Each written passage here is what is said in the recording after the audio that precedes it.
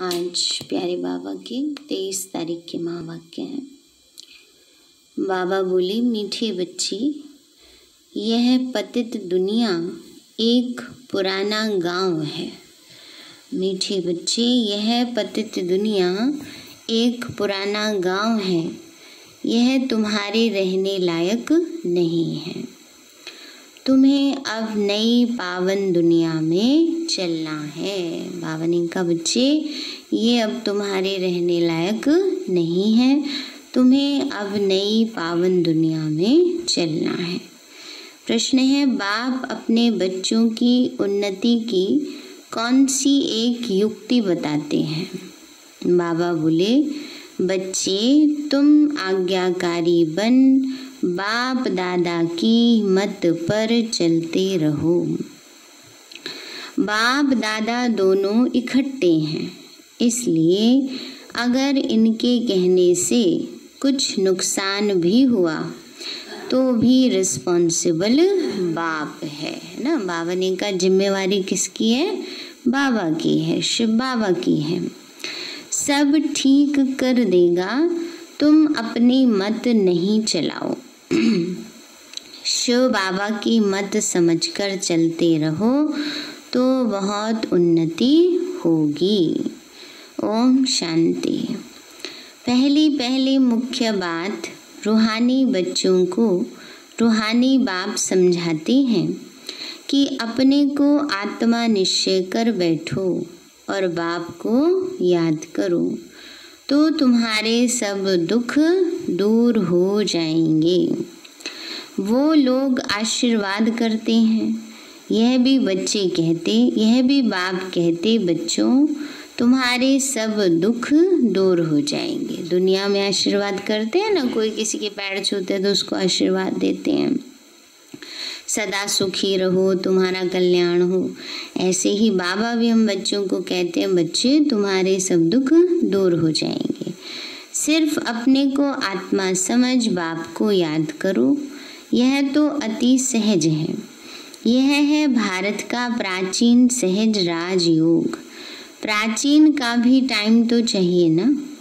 Long भी कितना? बाबा कहते हैं बहुत समय पुरानी बात है। तो कितनी पुरानी है? तो बाबा ने हमें बताया है। बाप समझाते हैं, पूरे 5000 वर्ष पहले यह राजयोग सिखाया था। यह बाप बिगर कोई समझा नहीं सकते और बच्चों बिगर कोई समझ ना सके। गायन भी है, आत्माएं बच्चे और परमात्मा बाप अलग रहे बहुकाल। बाप ही कहते हैं, तुम सीढ़ी उतरते उतरते पतित बन पड़े हो। अब स्मृति आई है, याद आया है ना। बाबा कहते हैं, बच्चे, सीढ़ी उतरते उतरते एकदम पतित बन गए। बाबा ने याद दिलाया है। सब चिल्लाते हैं, हे पतित पावन आओ, हमारे दुख हरो, चिल्लाते हैं ना। तो कलयुग में पतित ही होते हैं, सतयुग में होते हैं पावन। वह है ही पावन दुनिया। यह पुरानी पतित दुनिया रहने लायक नहीं है, परंतु माया का भी प्रभाव कोई कम नहीं है। यहाँ देखो तो 100-125 मंजिल के बड़े बड़े मकान बनाते रहते हैं। बाबा कहते, यहाँ देखो तो 100-125 मंजिल, 180 मंजिल तक के मकान बनाते रहते। और एक जगह तो शायद दुबई में तो ऐसी है एक मल्टी स्टोरी बिल्डिंग जिसमें घूमते रहते हैं, सारे फ्लैट घूमते रहते हैं, जैसे गोल गोल गोल गोल। तो बाबा कहते हैं, बच्चे, ऐसे मकान बनाते हैं। इसको माया का पंप कहा जाता है। माया का जलवा ऐसा है, जो कहो स्वर्ग चलो तो क्या कहते, हम तो यहाँ ही किसमें, स्वर्ग में हैं। तो बाबा कहते हैं, बच्चे, तो कहते हैं हम तो यहाँ ही स्वर्ग में हैं। इसको माया का जलवा कहा जाता, तुम बच्चे जानते हो। ये तो पुराना गांव है, इसको कहा जाता है नरक। पुरानी दुनिया सो भी रौरव नरक। सत्युग को कहा ही जाता है स्वर्ग। यह अक्षर तो है ना। इनको विशेष वर्ल्ड तो सब कहेंगे, वॉइसलेस वर्ल्ड तो यह स्वर्ग था। स्वर्ग को कहा ही जाता है वॉइसलेस वर्ल्ड, और नर्क को विशेष वर्ल्ड माना विकारी दुनिया कहा जाता है। इतनी भी सहज बातें क्यों नहीं किसी की बुद्धि में आती। मनुष्य कितने दुखी हैं, कितने लड़ाई झगड़े आदि होते रहते हैं। दिन प्रतिदिन बॉम्ब्स आदि भी ऐसे बनाते रहते हैं जो गिरे और मनुष्य खत्म हो जाए। परंतु तुच्छ बुद्धि मनुष्य समझते नहीं कि अभी क्या होने वाला है। यह बातें कोई समझा नहीं सकते सिवाय बाप के। क्या होने वाला है? पुरानी दुनिया का विनाश होना है और नई दुनिया की स्थापना भी गुप्त हो रही है। तुम बच्चों को कहा ही जाता है गुप्त वॉरियर्स। कोई समझते हैं क्या कि तुम लड़ाई कर रहे हो? बाबा कहते हैं कोई समझते हैं? कोई भी नहीं समझते कि हम लड़ाई कर रहे हैं। बाहर से लड़ाई तो दिखती है, बाबा कहते हैं तो अंदर की लड़ाई है, युद्ध है सब। तुम्हारी लड़ाई है ही 5 विकारों से। सबको कहते हो पवित्र बनो। एक बाप के बच्चे हो ना, प्रजापिता ब्रह्मा के बच्चे तो सब भाई बहन हुए। समझाने की बड़ी युक्तियां चाहिए। प्रजापिता ब्रह्मा के तो ढेर बच्चे हैं, एक तो नहीं है ना। नाम ही है प्रजापिता। लौकिक बाप को कभी प्रजापिता नहीं कहेंगे। प्रजापिता ब्रह्मा है तो उनके सब बच्चे आपस में भाई बहन ब्रह्मा कुमार कुमारियां ठहरे, परंतु समझते नहीं। जैसे पत्थर बुद्धि हैं, समझने की कोशिश भी नहीं करते। प्रजापिता ब्रह्मा के बच्चे भाई बहन हो गए, विकार में तो जा न सके। तुम्हारे बोर्ड पर भी प्रजापिता अक्षर बहुत जरूरी है। यह अक्षर तो जरूर डालना चाहिए। सिर्फ ब्रह्मा लिखने से इतना जोरदार नहीं होता, तो बोर्ड में भी करेक्ट अक्षर लिख सुधारना पड़े। यह है बहुत ज़रूरी अक्षर। ब्रह्मा नाम तो फीमेल का है, नाम ही खुट गए तो मेल का नाम फीमेल पर रख दिया है। बाबा कहते नाम कम हो गए तो धीरे धीरे क्या करने लगे, मेल का पुरुषों का नाम स्त्रियों पर भी रखने लगे। बाबा कहते हैं बच्चे इतने नाम कहाँ से लाएं, हैं तो सब ड्रामा प्लान अनुसार। तो बाप का वफादार आज्ञाकारी बनना कोई मासी का घर नहीं है। बाप और दादा दोनों इकट्ठे हैं ना, समझ नहीं सकते ये कौन है। तब शिव बाबा कहते हैं मेरी आज्ञा को भी समझ नहीं सकते। उल्टा कहें या सुल्टा तुम समझो शिव बाबा कहते हैं, तो रिस्पॉन्सिबल कौन हो गया? शिव बाबा हो गए है ना, क्योंकि ब्रह्मा बाबा पूरी तरह शिव बाबा पर समर्पण बुद्धि है, इसलिए बाप दादा दोनों इकट्ठे हैं। तो जब वो डायरेक्शन दे रहे हैं तो बाबा शिव बाबा रिस्पॉन्सिबल हैं। बाबा ने कहा इनके कहने से कुछ नुकसान हुआ तो वे रिस्पॉन्सिबल वह होने से वो सब ठीक कर देगा। शिव बाबा का ही समझते रहो तो तुम्हारी बहुत उन्नति होगी, परंतु मुश्किल ही समझते हैं। कोई फिर अपनी मत पर चलते रहते हैं। बाप कितना दूर से आते हैं तुम बच्चों को डायरेक्शन देने समझाने, और कोई पास यह स्पिरिचुअल नॉलेज है नहीं। सारा दिन यह चिंतन चलना चाहिए, क्या लिखें जो मनुष्य समझें। बाबा कहते सारा दिन यही चिंतन लगा रहना चाहिए कि ऐसी कितनी अच्छी अच्छी बातें लिखें जो मनुष्यों की बुद्धि में बैठ जाए। तो ऐसे ऐसे सीधे अक्षर लिखने चाहिए जो मनुष्यों की दृष्टि पड़े। तुम ऐसा समझाओ जो कोई प्रश्न पूछने की दरकार ही ना पड़े। बोलो बाप कहते हैं अपने को आत्मा समझ मुझे याद करो तो सब दुख दूर हो जाएंगे। जो अच्छी रीति याद में रहेंगे वही ऊंचा पद पाएंगे। बाबा कहते हैं जो बाबा की याद में अच्छी रीति रहेंगे पद भी अच्छा वही पाएंगे। ये सेकंड की बात है। मनुष्य क्या क्या पूछते रहते हैं, तुम कुछ भी नहीं बताओ, बोलो जास्ती पूछो नहीं, पहले एक बात तो निश्चय करो। बाबा कहते हैं कईयों की आदत होती है बेवजह की बातें पूछते रहते हैं, कोई लेना देना नहीं होता उन सब बातों से, तो उनकी बुद्धि उन सब बातों में उलझी रहती है। तो इसलिए बाबा कहते हैं जो समझने की बातें, समझाने की बातें वो सही रीति से समझाओ आप।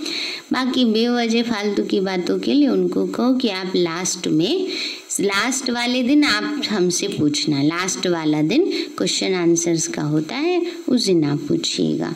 तो धीरे धीरे जब वो ज्ञान सुनते जाएंगे तो अपने आप ही उनके वो व्यर्थ प्रश्न खत्म हो जाएंगे। तो बोलो जास्ती पूछो मत, पहले एक बात निश्चय करो। प्रश्नों के जास्ती जंगल में पड़ जाएंगे तो फिर निकलने का रास्ता मिलेगा नहीं। जैसे फागी में मनुष्य मूंझ जाते हैं तो फिर निकल नहीं सकते। फागी मानो कोहरा, धुंध में ऐसे उलझ जाते हैं, कई बारी रास्ता ही नहीं दिखता है। यह भी ऐसे हैं, मनुष्य कहाँ से कहाँ माया तरफ निकल जाते। इसीलिए पहले सबको एक ही बात बताओ, तुम तो आत्मा हो अविनाशी, बाप भी अविनाशी है, पतित पावन है, तुम हो पतित। अब या तो अपने घर जाना है या नई दुनिया में। पुरानी दुनिया में पिछाड़ी तक आते रहते हैं। जो पूरा पढ़ेंगे नहीं वह तो ज़रूर पीछे आएंगे। कितना हिसाब है, और फिर पढ़ाई से भी समझा जाता है कि पहले कौन जाएगा। स्कूल में भी निशानी दिखाते हैं, दौड़ी पहन हाथ लगाकर आओ। स्कूल में भी रखते हैं ना कि इस निशान तक हाथ टच करके आना है। पहले नंबर वाले को इनाम मिलता है, ये है बेहद की बात। बेहद का इनाम मिलता है। बाबा कहते हैं याद की यात्रा पर रहो, दैवी गुण धारण करने हैं, सर्वगुण संपन्न यहाँ बनना है। इसलिए बाबा कहते हैं चार्ट रखो, याद की यात्रा का भी चार्ट रखो, तो पता पड़ेगा कि हम फायदे में हैं या घाटे में हैं। परंतु बच्चे रखते ही नहीं हैं। बाबा क्या कह रहे हैं, याद की यात्रा का चार्ट रखो, पर बच्चे रखते ही नहीं हैं। बाबा कहते हैं बच्चे, परंतु बच्चे रखते ही नहीं हैं। चार्ट कितना भी बाबा कहें, बाबा ने कहा, बाबा कहते लेकिन बच्चे करते नहीं, बहुत थोड़े करते हैं, इसलिए माला भी कितनी थोड़ों की ही है। 8 बड़ी स्कॉलरशिप लेंगे फिर 108 प्लस में रहते। प्लस में कौन जाएंगे, बादशाह और रानी, बहुत ज़रा सा फर्क रहता है। तो बाबा कहते हैं पहले अपने को आत्मा समझो और बाप को याद करो। यही है याद की यात्रा, बस यही बाप का मैसेज देना है, टिक टिक करने की दरकार नहीं। बाबा कहते फालतू टिक टिक करने की, व्यर्थ बोलने की जरूरत नहीं है। मन मना भव, देह के सब संबंध छोड़ पुरानी दुनिया में सबका बुद्धि से त्याग करना है, क्योंकि अब वापस जाना है, अशरीरी बनना है। यहाँ बाबा याद दिलाते हैं, फिर सारे दिन में बिल्कुल याद भी नहीं करते, श्रीमत पर नहीं चलते, बुद्धि में बैठता ही नहीं है। बाबा कहते हैं नई दुनिया में जाना है तो तमो प्रधान से सतो प्रधान बनना है। बाबा ने हमको राज्य भाग्य दिया, हमने फिर ऐसे गवाया, 84 जन्म लिए। लाखों वर्ष की बात नहीं है। बहुत बच्चे अल्फ को न जानने के कारण फिर बहुत प्रश्न पूछते रहते हैं। बाबा कहते हैं पहले माम एकम याद करो तो पाप कटे, और दैवी गुण धारण करो तो देवता बन जाएंगे। और कुछ पूछने की दरकार ही नहीं है, बाबा ने सब बातें समझा दी। दैवी गुण धारण करना है, बाबा को याद करना है, सुदर्शन चक्रधारी बनना है। तो अल्फ ना समझ बेते की टिक टिक करने से खुद भी मूंझ जाते, फिर तंग हो जाते। पहले आत्मा पर निश्चय हुआ नहीं, परमात्मा पर निश्चय हुआ नहीं, पहले उसको सृष्टि चक्र समझाने लगो, सीढ़ी समझाने लगो, झाड़ समझाने लगो, तो क्या होगा? फिर तो उलझ ही जाएंगे ना। जिसने आत्मा परमात्मा को नहीं समझा तो उन विस्तार की बातों को कैसे समझ पाएंगे? तो बाबा ने कहा फिर तो वो तो टिक टिक करना, टिक टिक करने से खुद भी उलझ जाते, तंग हो जाते। बाबा कहते पहले अल्फ को जानने से सब कुछ जान जाएंगे, मेरे द्वारा मेरे को जानने से तुम सब कुछ जान जाएंगे, बाकी जानने का कुछ रहेगा नहीं। इसलिए 7 रोज रखे जाते हैं। 7 रोज में बहुत समझ सकते हैं, परंतु नंबरवार समझने वाले होते हैं। कोई तो कुछ भी समझते नहीं है, वो क्या राजा रानी बनेंगे? एक के ऊपर राजाई करेंगे क्या? बाबा कहते समझते ही नहीं तो क्या राजा रानी बनेंगे? एक के ऊपर राज करेंगे क्या? हर एक को अपनी प्रजा बनानी है, टाइम बहुत वेस्ट करते हैं। बाप तो कहते हैं बेचारे हैं, भले कितने भी बड़े बड़े मर्तबे वाले हैं, परंतु बाप जानते हैं यह तो सब मिट्टी में मिल जाना है, बाकी थोड़ा समय है। विनाश काले विपरीत बुद्धि वालों का तो विनाश होना है। हम आत्माओं की प्रीत बुद्धि कितनी है यह तो समझ सकते हैं। कोई कहते हैं 1-2 घंटे याद रहती, क्या लौकिक बाप से तुम 1-2 घंटा प्रीत रखते हो? सारा दिन बाबा बाबा कहते रहते हो। यहाँ भले बाबा बाबा कहते, परंतु हड्डी प्रीत थोड़ी ही है। बार बार कहते हैं शिव बाबा को याद करते रहो, सच सच याद करना है, चालाकी नहीं चल सकती। ये बाबा बाबा कर रहे हैं पर मन बुद्धि से कहीं और ही भाग रहे हैं। तो बाबा ने कहा सच सच करना, अंदर से बाबा को याद करना है, चालाकी नहीं चल सकती। यहाँ बहुत है जो कहते हैं हम तो शिव बाबा को बहुत याद करते हैं, फिर वह तो उड़ने लग पड़े। बाबा बस हम तो जाते हैं सर्विस पर बहुतों का कल्याण करने, जितना बहुतों को पैगाम देंगे उतना याद में रहेंगे। बहुत बच्चियां कहती हैं बाबा बंधन है। अरे बंधन तो सारी दुनिया को है, बंधन को युक्ति से काटना है। युक्तियां बहुत हैं, समझो कल मर पड़ते तो फिर बच्चों को कौन संभालेगा? बाबा युक्ति बता रहे हैं। दुनिया में कहते हैं हम नहीं करेंगे तो ये काम नहीं होंगे, बच्चे कैसे संभलेंगे, ये जिम्मेवारी कैसे पूरी होगी।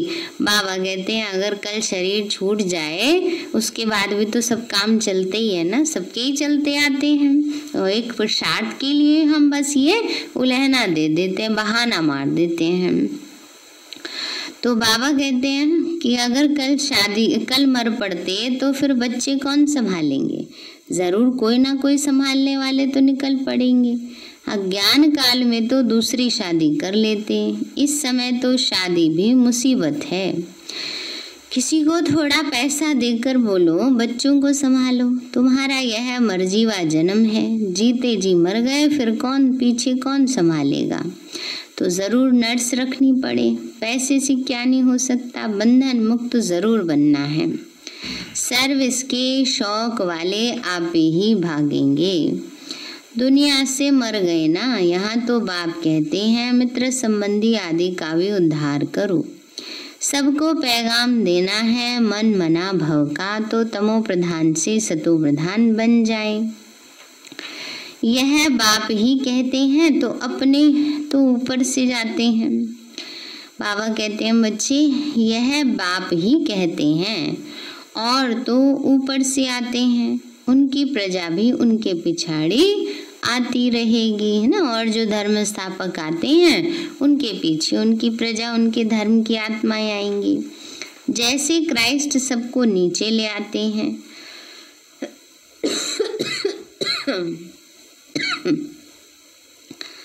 नीचे पाठ बजाते बजाते जब अशांत होते तो कहते हैं हमको शांति चाहिए।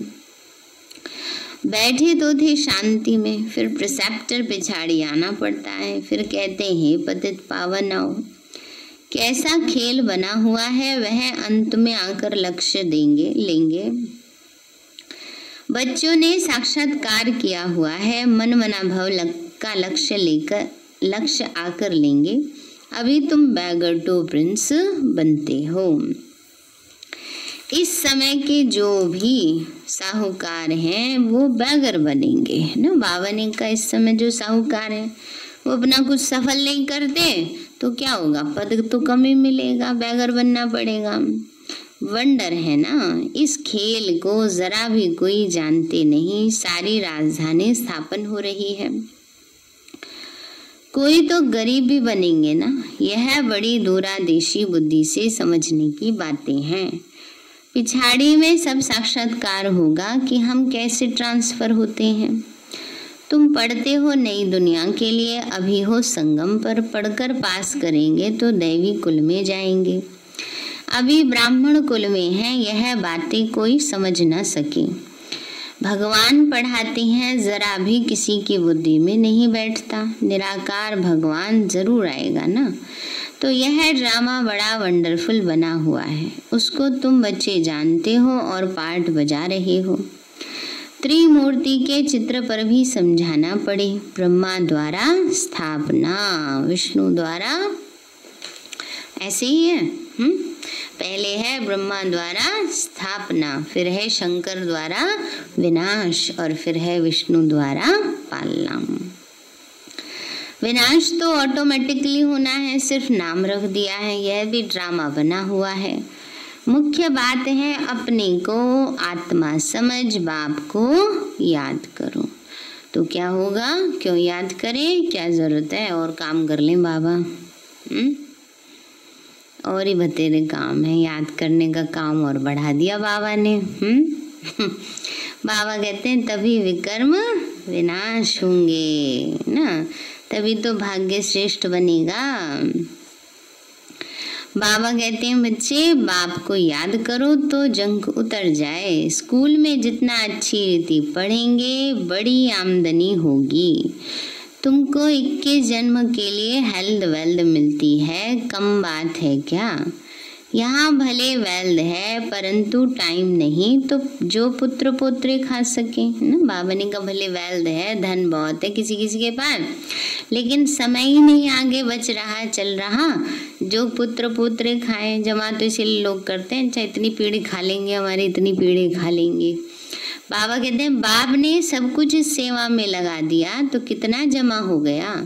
सबका थोड़े ही जमा होता है। भगवान स्वीकार भी सबका नहीं करता है, स्वीकार भी कोटों में कोई का ही करता है। इतने लखपति हैं, पैसा काम आएगा नहीं। लखपति करोड़पति अब तो अरबपति भी होने लगे। बाबा कहते हैं उन सबका काम नहीं आएगा। क्यों? क्योंकि बाबा अंत में लेंगे ही नहीं। सब सोचेंगे अब हम अपना सफल करें, अब थोड़े कोई काम में आना है ना। पहले तो कितनी सेवाएं होती थी, कितना सब सेवा में सफल हुआ। बाबा कहते हैं बच्चे अब बाप लेंगे ही नहीं, जो फिर देना पड़े। क्योंकि बाबा कितना देता है, बाबा देता है एक का पदम गुणा ना।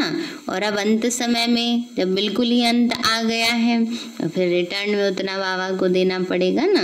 इसलिए बाबा कहते हैं अंत में बाबा लेगा ही नहीं, जो फिर बाबा को देना पड़े। अच्छा, मीठे मीठे सिक्के लदे बच्चों प्रति माता पिता बाप दादा का याद प्यार और गुड मॉर्निंग की रूहानी बच्चों नमस्ते। रूहानी हम बच्चों की रूहानी माता पिता बाप दादा नमस्ते नमस्ते नमस्ते बाबा नमस्ते। धारणा के लिए मुख्य सार है, बंधन काटने की युक्ति रचनी है, जिगरी बाप से प्रीत रखनी है, मन दिल से बाबा से प्यार हो, बाप का सबको पैगाम दे, सबका कल्याण करना है। दूसरा पॉइंट है, दूरदेशी बुद्धि से इस बेहद के खेल को समझना है। बैगर टू प्रिंस बनने की पढ़ाई पर पूरा ध्यान देना है। याद का सच्चा सच्चा चार्ट रखना है। वरदान दिया बाबा ने, सत्यता के आधार पर एक बाप को प्रत्यक्ष करने वाले निर्भय अथॉरिटी स्वरूप भव। सत्यता के आधार पर एक बाप को प्रत्यक्ष करने वाले निर्भय अथॉरिटी स्वरूप भव। बाबा बोले सत्यता ही प्रत्यक्षता का आधार है। बाप को प्रत्यक्ष करने के लिए निर्भय और अथॉरिटी स्वरूप बनकर बोलो, संकोच से नहीं। जो भी बाबा ने कहा था ना पीछे संडे की मुरली में, बाबा ने कहा हमें अपनी सच्ची बात बोलने में संकोच नहीं होना चाहिए, चाहे वो प्योरिटी की बात है, चाहे निराकार परमात्मा के ऊपर समझाने वाली बात है, चाहे सर्वव्यापी की बात है। जब अनेक मत वाले सिर्फ एक बात को मान लेंगे कि हम सबका बाप एक है और वही अब कार्य कर रहे हैं, हम सब एक की संतान हैं और यह एक ही यथार्थ है, तो विजय का झंडा लहराएगा। इसी संकल्प से मुक्ति धाम जाएंगे। फिर जब अपना अपना पार्ट बजाने आएंगे तो पहले यही संस्कार इमर्ज होंगे कि गॉड इज वन। सतयुग मतलब द्वापर से जब आएंगे तो वही संस्कार लेके आएंगे ना, सबका मालिक एक है। यही गोल्डन एज की स्मृति है। स्लोगन है सहन करना ही स्वयं के शक्ति रूप को प्रत्यक्ष करना है। सहन करना ही स्वयं के शक्ति रूप को प्रत्यक्ष करना है ना। जिसमें शक्ति है वही तो सहन कर पाते हैं, नहीं तो क्रोध आ जाता है, बदला लेने की भावना, ईर्ष्या, द्वेष सब आ जाते हैं। लेकिन जो शक्तिशाली आत्मा होती है वो सब बातों को सहज पार कर जाती है। सारे हैं मीठे बच्चे, यह पतित दुनिया एक पुराना गांव है, ये तुम्हारे रहने लायक नहीं है। तुम्हें अब नई पावन दुनिया में चलना है। प्रश्न है बाप अपने बच्चों को उन्नति की कौन सी एक युक्ति बताते हैं। बाबा बोले बच्चे तुम आज्ञाकारी बन बाप दादा की मत पर चलते रहो। बाप दादा दोनों इकट्ठे हैं, इसलिए अगर इनके कहने से कुछ नुकसान भी हुआ तो भी रिस्पॉन्सिबल बाप सब ठीक कर देगा। तुम अपनी मत नहीं चलाओ, शिव बाबा की मत समझकर चलते रहो तो बहुत उन्नति होगी। अच्छा, ओम शांति। परसों क्रिसमस डे है तो और कल गुरुवार है, इसलिए कल शाम को ही क्रिसमस का छोटा सा कार्यक्रम रखा है। ऐसे तो सभी मास्क लगा कर आते हैं, सभी मास्क लगा कर आए अवश्य, और हाथ सैनिटाइज करके आए, और बाबा के घर में सबका वेलकम है। ओम शांति। मीठे बाबा, आपने हमें सब कुछ दिया, आपका पदम गुणाबार शुक्रिया। प्यारे बाबा, आप हमें ज्ञान, गुण, शक्तियों, वरदानों और सद्बुद्धि से भरपूर करते हो, आपका बार बार शुक्रिया। मीठे बाबा, आपने मुझ आत्मा को, इस सेवा स्थान को, विश्व की सर्वात्माओं को निर्विघ्न बनाया, आपका बार बार शुक्रिया। प्रकृति के पांचों तत्वों का भी शुक्रिया, साइंस के साधनों का भी शुक्रिया, लौकिक अलौकिक परिवार का भी शुक्रिया। हे तन, तुम्हारा भी शुक्रिया। विश्व की सर्वात्माओं का और ब्रह्मांड की सारी शक्तियों का, सब प्रकार का सहयोग देने के लिए शुक्रिया। मीठे बाबा, मुझ आत्मा ने जाने अनजाने में जिन भी आत्माओं को मनसा वाचा कर्मणा दुख दिया है, मैं उन सभी से क्षमा चाहती हूँ। मुझे क्षमादान दिलाओ। और जिन आत्माओं ने मुझे दुख दिया है, विघ्न रूप बने हैं, मैं उन सभी को दिल से क्षमा करती हूँ। सबका कल्याण हो, सबको सुख शांति सद्बुद्धि मिले और बाबा के सेंटर की सेवाएं खूब बढ़ती जाएं। शिव बाबा से सारी शक्तियां मुझ आत्मा में समा रही हैं, पूरे शरीर में फैल रही हैं, पूरे घर में फैल रही हैं, पूरे देश पूरी दुनिया में फैल रही हैं। सब प्रकार के वायरस नष्ट होते जा रहे हैं। मैं आत्मा परम धाम में चमकती हुई मणि हूँ। सतयुग में पावन देवताई शरीर में हूँ।